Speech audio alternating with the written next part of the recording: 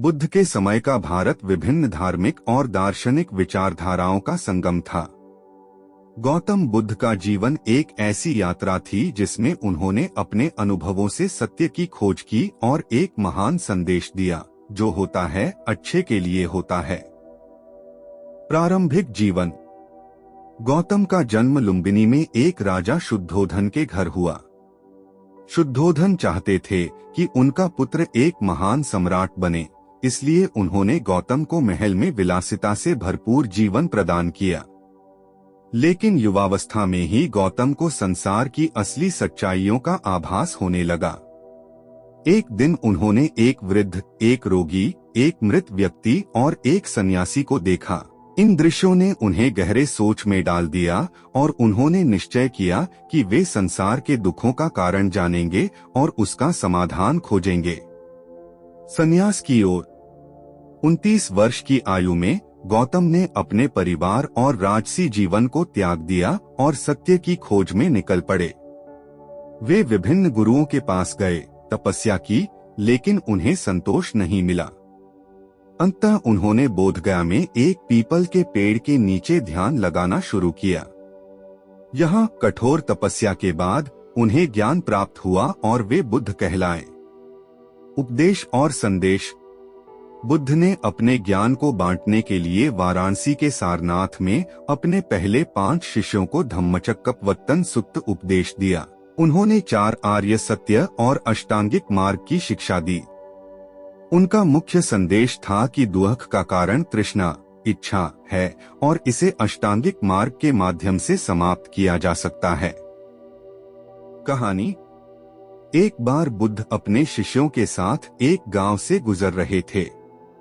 उस गांव में एक धनी व्यक्ति रहता था जिसका नाम धनराज था। धनराज अपने धन के कारण बहुत अभिमानी था और उसने कभी दान पुण्य नहीं किया था।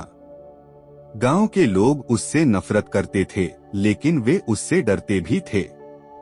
धनराज ने सुना कि एक महात्मा गांव में आए हैं और वे लोगों को धर्म का उपदेश दे रहे हैं। उसने सोचा कि वह महात्मा से मिलकर उन्हें नीचा दिखाएगा। धनराज बुद्ध के पास गया और उनसे कुछ चतुराईपूर्ण प्रश्न पूछने लगा। बुद्ध ने धैर्यपूर्वक उसके सभी प्रश्नों का उत्तर दिया। धनराज ने अंत में कहा, आप कहते हैं कि जो होता है अच्छे के लिए होता है, लेकिन मुझे इसमें विश्वास नहीं होता।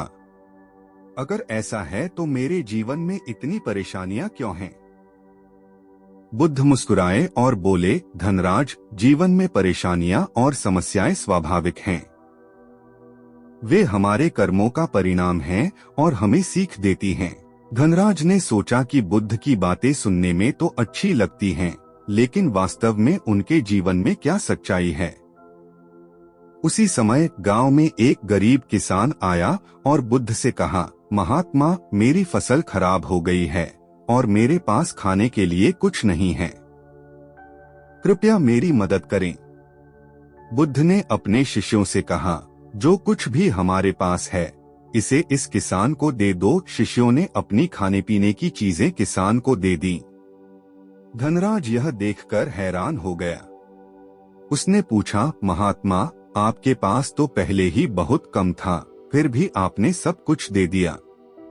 बुद्ध ने कहा, धनराज, देने से ही सच्चा सुख मिलता है। जो होता है वह हमारे अच्छे के लिए होता है, बस हमें उसे समझने और स्वीकार करने की आवश्यकता होती है।